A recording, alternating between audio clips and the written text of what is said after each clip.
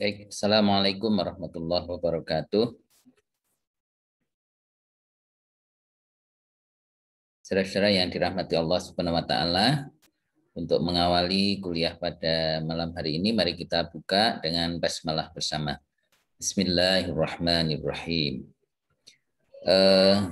Perkenankanlah pada malam hari ini saya ingin menjelaskan tentang bagaimana sih menyusun RPP ya. Jadi RPP ini rencana pelaksanaan pembelajaran ya. Dan ini merupakan langkah yang penting ya dalam sebuah proses pembelajaran. Jadi sebelum seorang guru melaksanakan proses pembelajaran, maka yang paling pertama harus dilakukan adalah membuat rencana pelaksanaan pembelajaran, yaitu berisi tentang bagaimana skenario yang akan dilakukan dalam sebuah pembelajaran. Nah, kita tahu bahwa pada peraturan yang keluar pada tahun 2016 itu begitu banyak ya dalam susunan RPP itu, tetapi kemudian pada tahun 2019 ya itu kemudian diubah ya menjadi lebih sederhana, yaitu kita hanya menggunakan satu lembar ya di dalam format RPP itu ya. Jadi di dalam RPP itu hanya satu lembar. Jadi sangat simpel gitu. Nah, oleh karena itu apa saja sih yang harus muncul dalam sebuah RPP? Maka dapat kita lihat di dalam slide yang ada pada kesempatan ini. Jadi tugas seorang pendidik itu adalah merancang dan membuat rencana pelaksanaan pembelajaran. Jadi ini memang dibuat sebelum seorang guru melaksanakan sebuah proses pembelajaran. Terdapat 4 hal penting dalam Surat Edaran Nomor 14 Tahun 2019 tentang penyederhanaan rencana pelaksanaan pembelajaran. Yang pertama adalah penyusunan RPP itu dilakukan dengan prinsip efisien, efektif, dan berorientasi pada murid. Jadi RPP ini diharapkan efisien gitu, tidak terlalu banyak file gitu, tidak terlalu banyak dokumen gitu, tetapi simple gitu ya. Jadi apa yang ada yang ditampilkan itu sudah bisa menggambarkan proses yang akan dilalui gitu ya. Kemudian efektif artinya apa yang direncanakan itu betul-betul dapat mencapai apa yang diharapkan ya. Jadi disebut efektif itu apabila rencana ini nanti sesuai dengan tujuan yang telah ditetapkan atau diharapkan gitu. Dan yang lebih penting, jadi RPP ini berorientasi pada murid ya. Jadi student centered learning. Jadi diharapkan yang lebih berperan aktif itu adalah peserta didik gitu ya. Nah, ini ada 13 ya dalam komponen RPP tahun 2016 ya, yaitu Peraturan Menteri Pendidikan dan Kebudayaan Nomor 22 Tahun 2016 tentang standar proses pendidikan dasar dan menengah, bahwa isi RPP itu diantaranya adalah yang pertama identitas dari mata pelajaran meliputi nama sekolah, satuan pendidikan, ya, kelas, ya, semester, gitu, program, mata pelajaran dan tema pelajaran serta jumlah pertemuan. Ya. Itu yang harus ada. Itu tidak muncul di dalam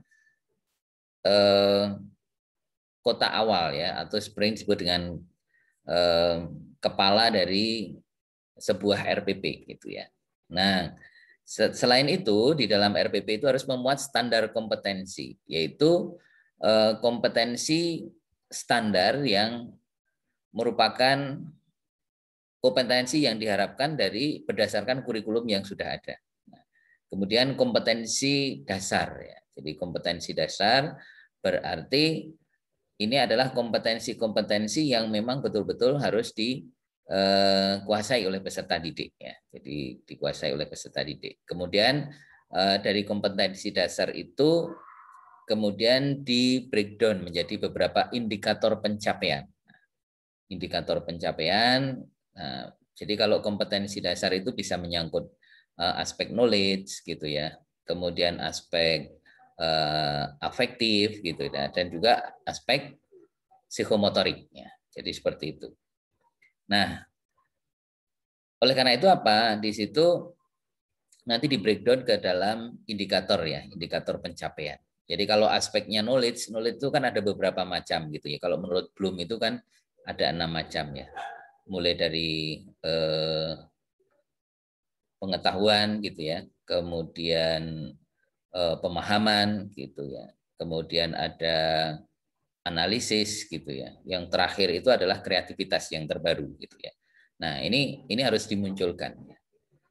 Kemudian aspek afektif ya. Jadi afektif ya, mulai dari A1 sampai A7 gitu ya. Kemudian ada psikomotorik ya, psikomotorik 1 sampai psikomotorik ke-6 ya. Nanti bisa dilihat ya komponen-komponennya apa saja di Bloom itu. Nah, nanti bisa dilihat dari sana.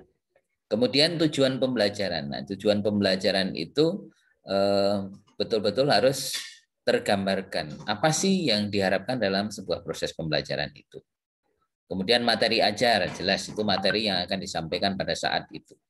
Kemudian alokasi waktu, apakah 1 kali 40 menit atau 2 kali 40 menit. Nah, itu semuanya harus digambarkan. Kemudian metode pembelajarannya pakai apa? Apakah pakai ceramah ataukah pakai active learning gitu, atau pakai yang lain-lain ya. Jadi nanti bisa dimunculkan di situ. Nah, lalu kegiatan pembelajaran mulai dari awal, inti, dari pendahuluan, inti, dan ini ya akhir gitu ya. Nah, memuat pendahuluan, inti, dan penutup ya. Kegiatan pembelajaran itu ya artinya kegiatan yang betul-betul harus dilalui dalam sebuah proses pembelajaran itu. Kemudian memuat pendahuluan, inti, dan penutup. Kemudian penilaian hasil belajar atau evaluasinya ya. Evaluasinya nanti menggunakan apa? Apakah pretest, post-test gitu, atau penugasan gitu, atau portofolio, atau produk. Nah, semuanya nanti bisa dicantumkan di situ. Nah, kemudian sumber belajarnya. Sumber belajar bisa berbagai macam. Apakah dari video, apakah dari slide, ataukah dari buku ajar. Nah, atau mungkin dari lembar tugas dan seterusnya. Ini nanti dicantumkan. Itu dalam kurikulum 13 yang kemudian disederhanakan. Nah, disederhanakan menjadi 3 itu ya. Pertama adalah komponen tujuan pembelajarannya, kemudian langkah-langkah kegiatan pembelajaran, dan berikutnya lagi adalah penilaian pembelajaran atau assessment ya, yang wajib dilaksanakan oleh guru, sedangkan komponen lain itu bersifat pelengkap. Kemudian yang lain yang ada di dalam kurikulum 2013 yang terbaru yang sudah disederhanakan ini, sekolah, kelompok guru mata pelajaran sejenis dalam sekolah, kelompok kerja guru atau musyawarah guru mata pelajaran, ya, individu secara bebas dapat memilih, membuat, menggunakan, mengembangkan format RPP secara mandiri untuk sebesar-besarnya keberhasilan belajar murid. Ya, jadi seperti itu. Artinya gini, kita boleh mengembangkan, mengembangkan sendiri RPP yang ada dengan standar yang sudah baku itu, tapi kita boleh mengembangkan muatan di dalamnya. Nah, tentu kalau nanti sudah real teaching, ya maka kita harus mengikut juga bagaimana format RPP yang ada di sekolah. Contoh, mungkin mata pelajaran fikih. Nah, format di SMA UII umpamanya, atau di MAN 1 Yogyakarta, atau di MAN 3 Yogyakarta, itu sudah punya format ya RPP. Nah, kita mengikuti format yang ada di sana. Oleh karena itu nanti tugasnya adalah saudara nanti mengikuti format RPP yang ada di sekolah. Meskipun standar bakunya sudah ada, tetapi sebagaimana tadi sudah disebutkan bahwa pengembangan itu boleh dilakukan oleh guru ya. Nah, boleh dilakukan oleh guru.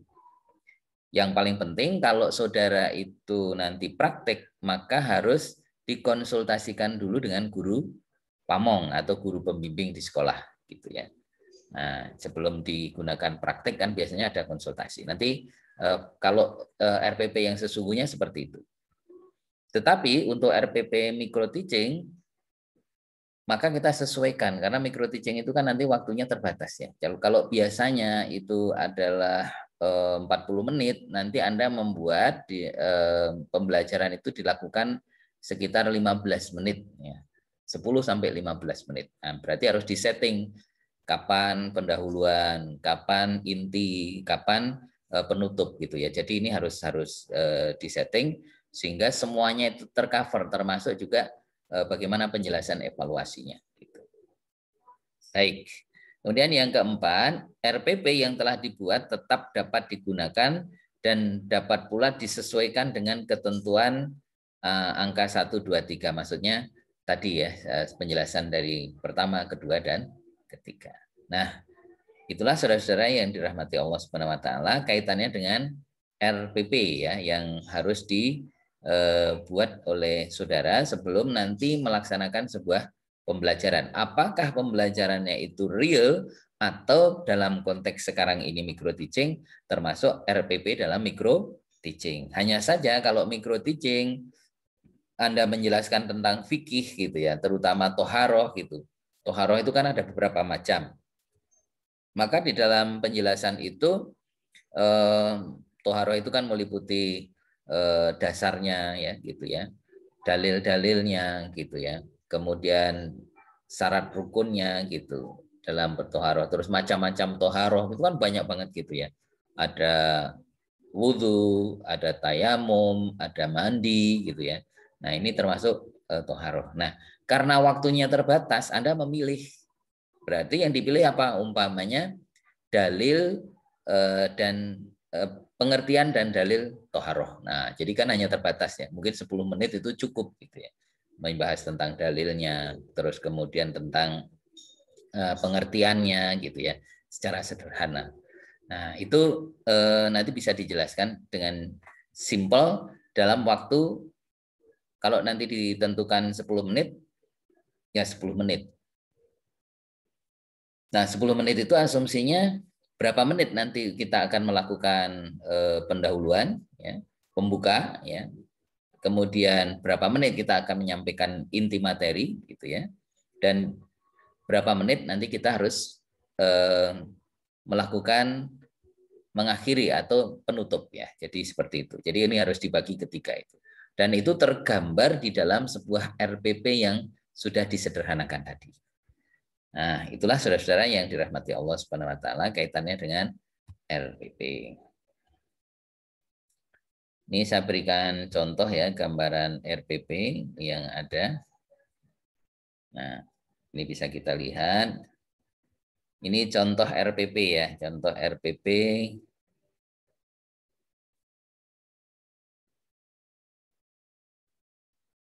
Sudah tampil belum? Belum ya? Belum. Belum. Oke, ya saya tampilkan dulu contoh format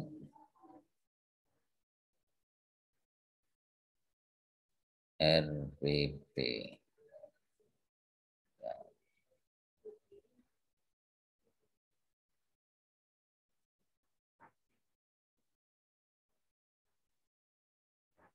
Bentar, saya tampilkan dulu.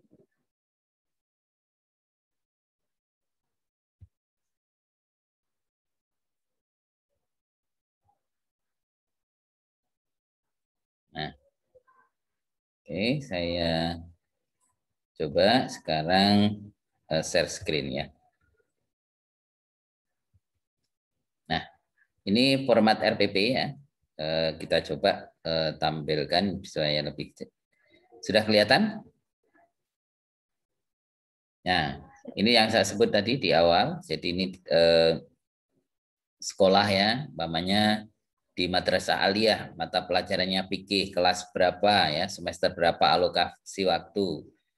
kompetensi dasarnya berapa gitu kan. Kompetensi dasar itu sudah ada ya. Kalau di dalam buku mata pelajaran itu kan sudah ada ya. Kompetensi dasar berapa yang mau dimunculkan. Ini pertemuan keberapa? Nah, materinya apa? Konsep fikih dan ibadah dalam Islam. Tujuannya apa? Mamanya di sini contoh menjelaskan konsep fikih dengan benar, ya. Menjelaskan ruang lingkup fikih dengan benar, membedakan fikih, syariah dan ibadah dengan benar. Ya. Kemudian menjelaskan macam-macam ibadah dan karakteristiknya dengan benar, mempraktekkan ibadah secara baik dan benar. Ini contoh ya, ini tentang tujuan. Kemudian langkahnya, pertama di situ ada media yang dipakai apa? Worksheet atau lembar kerja siswa. Jadi ketika nanti saudara mau mengajar kelas berapa tadi disebutkan itu bukunya kan sudah ada. Nah berarti apakah nanti pakai lembar kerja atau mau pakai apa? Nanti harus dijelaskan. Kemudian lembar penilaian ya. LCD proyektor gitu ya. Kemudian alat dan bahan itu apa ya? Jadi seperti contoh di sini penggaris, spidol, papan tulis ya, laptop dan infokus gitu. Laptop dan LCD proyektor itu boleh gitu ya. Ini jadi ini kalau di dalam media ini dibedakan ya. Nah ini medianya, ini alatnya ya. Ini lebih kepada alatnya gitu. Oke, baik. Kemudian pendahuluan, apa yang dilakukan di sini? Peserta didik memberi salam, berdoa, menyanyikan lagu nasional gitu ya. Saya kira kita tidak harus menyanyikan lagu nasional gitu. Nanti waktunya habis menyanyikan lagu himne UII habis ya, atau lagu di sekolah nanti malah habis ya untuk ini ya. Nah, guru mengecek kehadiran peserta didik, memberi motivasi, yel-yel, ice breaking, ya itu kalau biar itu untuk menghidupkan, membangkitkan suasana yang dulu pernah saya sampaikan ya pada pertemuan-pertemuan sebelumnya. Kemudian guru menyampaikan tujuan dan manfaat pembelajaran dengan topik yang akan diajarkan. Jadi dalam pendahuluan itu, baiklah peserta didik yang saya cintai, yang saya banggakan, ya, pada kesempatan hari ini kita akan membahas tentang apa. Itu disampaikan, gitu ya, disampaikan. Kemudian menyampaikan garis besar cakupan materi dan langkah pembelajarannya. Jadi langkah-langkahnya itu disampaikan. Atau kalau dalam konteks media pembelajaran itu namanya skenario gitu ya. Strategi pembelajaran itu skenarionya yang akan dilakukan seperti apa. Itu disampaikan. Nah, kegiatan inti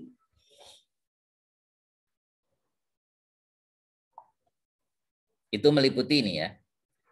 Kegiatan literasi. Peserta didik diberi motivasi dan panduan untuk melihat, mengamati, membaca, menuliskan kembali. Jadi literasi ini lebih kepada literatur yang kita pakai dalam sebuah pembelajaran itu. Apakah itu bahan bacaan ya, atau mungkin buku fikih dan seterusnya, atau sumber literasinya di situ disebutkan. Kemudian yang kedua, kegiatan intinya itu adalah harus memuat critical thinking ya. Guru memberikan kesempatan untuk mengidentifikasi sebanyak mungkin hal yang belum dipahami gitu ya. Jadi harus memuat ini ya. Pertama adalah literasi, kemudian critical thinking, kemudian kolaborasi, communication, dan creativity. Nah, di dalam critical thinking itu tadi memberi kesempatan untuk mengidentifikasi sebanyak mungkin yang belum dipahami. Ya. Dimulai dari pertanyaan faktual sampai pertanyaan yang bersifat hipotetik. Hipotetik itu maksudnya kita belum bisa membuktikan secara langsung, tetapi masih menduga gitu ya. Seandainya ini dilakukan, maka tentu hasilnya seperti ini. Ini masih dugaan, bukan fakta gitu ya. Jadi seperti itu. Nah, kemudian yang ketiga adalah collaboration ya. Nah, umpamanya melalui group discussion gitu ya, discussion. Jadi maka dibentuk beberapa kelompok gitu ya. Kemudian diberi tugas ya. Kemudian nanti mengumpulkan ya, saling tukar informasi dan seterusnya. Ini di sini tentu sudah menggunakan berbagai strategi ya gitu ya. Apakah the power of two ya, atau mungkin information search, atau aktif debat, atau apa macam banyak lah. Jadi atau shortcut dan seterusnya ini bisa dilakukan gitu ya. Atau quiz gitu ya. Nah ini bisa saling ini ya, saling atau presentasi sekalipun gitu ya. Kemudian communication yaitu peserta didik mempresentasikan ya, ini di sini ya. Hasil kerja kelompok, individu secara klasikal, kemudian mengemukakan pendapat ya, ditanggapi oleh kelompok lain. Kemudian creativity itu adalah guru dan peserta didik membuat kesimpulan ya. Yang ini membuat kesimpulan dari yang dipelajari terkait ruang lingkup fikih tadi ya. Jadi seperti itu. Baru kegiatan penutup. Nah, kegiatan penutup itu adalah guru bersama pendidik, peserta didik, mohon maaf, guru itu ya pendidik ya. Guru bersama peserta didik merefleksikan pengalaman belajar ya, memberikan penilaian lisan secara acak dan singkat ya. Guru menyampaikan rencana pembelajaran dan pertemuan berikutnya dan berdoa. Nah, itu yang perlu di dalam kegiatan utama ya. Dan kemudian yang berikutnya itu adalah memuat penilaian ya. Nah, itu umpamanya pakai lembar pengamatan ya, atau mungkin lembar kerja ya, kemudian keterampilan, kinerja, observasi dan diskusi gitu ya. Jadi ini bisa dilihat dari situ. Ada sikap, ada pengetahuan, ada keterampilan, atau bisa dikatakan attitude, knowledge, and psychomotorik. Jadi seperti itu. Nah, kemudian setelah itu tinggal kita membubuhkan ya. Di situ memunculkan, umpamanya di sini dibuat kapan gitu ya. Guru mata pelajaran umpamanya Siti Mardiatul Munawaroh. Nah, ini mengetahui kepala sekolah Nanang Nuryanta umpamanya kayak gitu ya.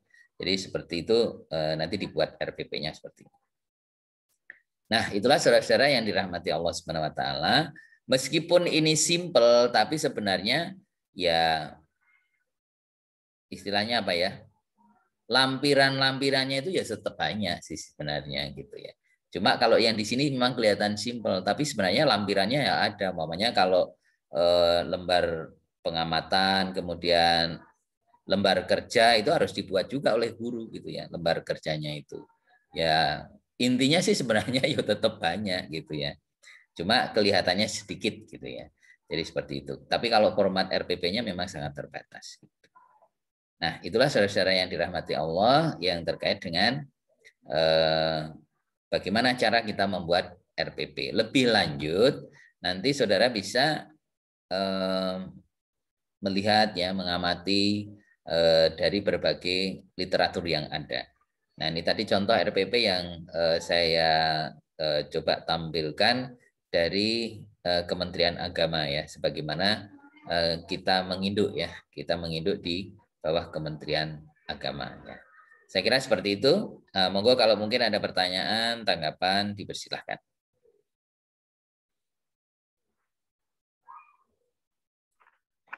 Saya ingin bertanya, Pak. Monggo silahkan, Pak. Untuk pembuatan RPP micro teaching nanti itu untuk pembelajaran daring atau luring ya, Pak? Pembelajarannya asumsinya kita bisa dua-duanya ya. Anda menyiapkan dengan cara luring juga nggak apa-apa gitu ya. Luring, jadi nanti umpamanya kalau luring berarti seolah-olah itu kita memang berhadapan langsung ya, bertatap muka dengan peserta didik. Tapi kalau umpamanya itu pakai daring ya berarti umpamanya ya tadi di dalam langkah-langkah ya, yaitu dengan laptop ya, dengan kemudian alatnya laptop, kemudian didukung oleh adanya jaringan networking gitu ya. Nah, jadi seperti itu. Ada wifi gitu ya. Atau mungkin paketan ya, kalau enggak ini jadi disebutin aja gitu ya. Itu kalau yang daring. Nah, kemudian nanti langkahnya apa? Guru melakukan apa? Peserta didik diminta untuk apa gitu ya. Atau membuka di internet dengan diawasi oleh pendidik, umpamanya sudah ditentukan. Coba buka laman ini gitu ya. Coba nah umpamanya kayak gitu. Itu kalau daring gitu. Nah, jadi nanti bisa dilakukan seperti itu. Tapi saya berharap nanti dicoba yang luring ya, jadi yang luring gitu ya. Jadi seolah-olah nanti kita membuat yang luring, jadi seperti itu. Jadi dua-duanya bisa Mbak, tapi saya mengharapkan pakai yang seolah-olah luring dulu, ya. Jadi seperti itu.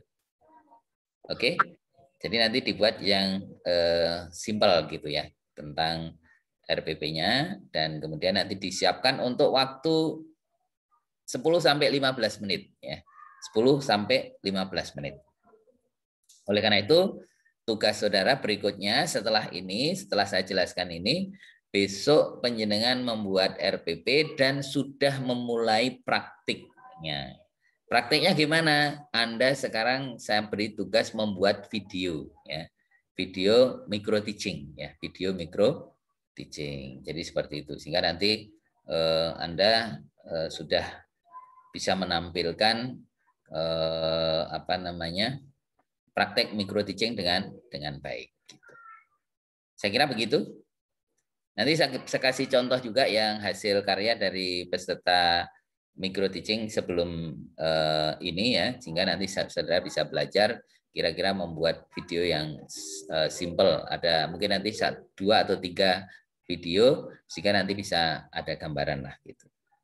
Baik, saya kira seperti itu dari saya. Jadi berikutnya nanti Anda membuat dulu dan setelah itu nanti kita praktik. Nah, praktiknya gimana? Praktiknya Anda menampilkan video yang sudah dibuat. Ya, nanti ada tanya jawab dan seterusnya.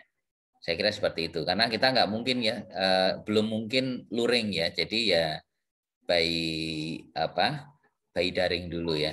Jadi online gitu ya. Jadi seperti ini. Saya kira begitu. Maaf Pak. Silakan monggo. Tadi saya kan baru masuk Pak. Soal teorinya gimana Pak? Teori apa ya Pak? Materinya?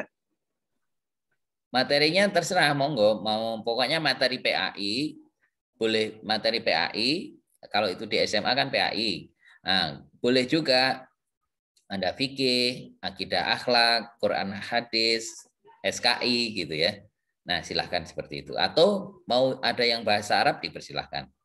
Jadi saya menginginkan materi yang Anda buat itu adalah materi aliyah ya, mulai kelas 10 sampai kelas 12. Tapi sebaiknya kelas 10 sampai 11 saja.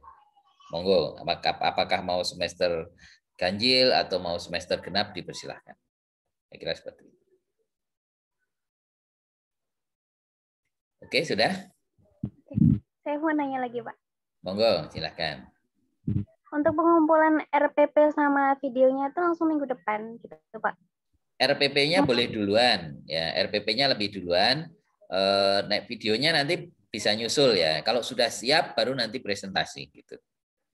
Yes, tapi saya kasih dalam 2 minggu ini sudah harus siap ya. Jadi kalau minggu besok sudah siap ya berarti nanti tampil. Tapi kalau belum minggu berikutnya masih saya kasih kesempatan. Jadi nanti semuanya dalam 2 minggu itu silahkan berlomba untuk membuat video praktik mengajar. Ya seperti yang sudah saya sampaikan kemarin, Anda boleh take sendiri ya, take video sendiri atau minta bantuan kepada teman untuk ngesut, apakah pakai HP ya terserah, pokoknya yang penting canggih gitulah gitu ya, hasilnya bagus gitu. Atau mau betul-betul pakai video syuting gitu ya, mau profesional juga nggak apa-apa gitu. Nah, tentang tempatnya di mana? Anda mau di rumah juga enggak apa-apa. Tetapi kalau di rumah nanti Anda harus memerankan bahwa seolah-olah Anda berhadapan dengan siswa yang sesungguhnya. Meskipun sebenarnya di situ enggak ada siapa-siapa, tapi Anda tetap memerankan bagaimana memotivasi. Wah, benar sekali, luar biasa. Kita berikan applause. Padahal di situ Anda sendirian gitu ya. Jadi kayak ya pantomim itulah kira-kira.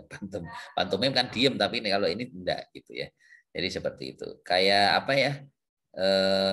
Stand up komedi gitu ya, kira-kira seperti itu. Tapi ini serius, bukan komedi gitu ya.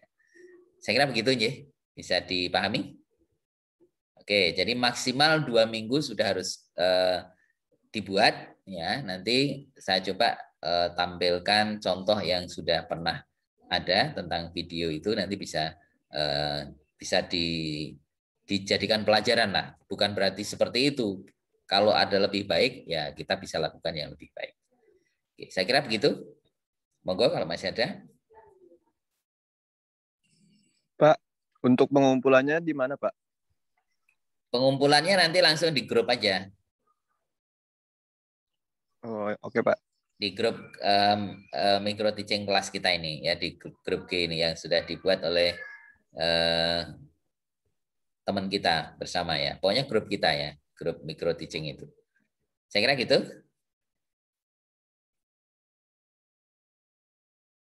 Baik, saya kira untuk hari ini cukup ya. Karena ini yang lebih penting sudah penjelasan tentang RPP. Nah, ini nanti saya coba rekamannya, kalau sudah selesai nanti saya share kepada saudara-saudara semuanya. Saya kira demikian untuk hari ini, saya cukupkan, tidak usah banyak-banyak gitu. Yang penting kita sudah ketemu, nanti Anda bisa pelajari dari rekaman pertemuan kuliah malam hari ini. Terima kasih, ada kekurangannya saya mohon maaf. Mari kita tutup, kita akhiri dengan tahmid dan doa penutup majelis. Alhamdulillahirabbil alamin, subhanakallahumma wa bihamdika asyhadu an la ilaha illa anta astaghfiruka wa atubu ilaik. Ada kurangnya mohon dimaafkan. Assalamualaikum warahmatullahi wabarakatuh. Waalaikumsalam warahmatullahi wabarakatuh. Waalaikumsalam warahmatullahi wabarakatuh. Waalaikumsalam warahmatullahi wabarakatuh.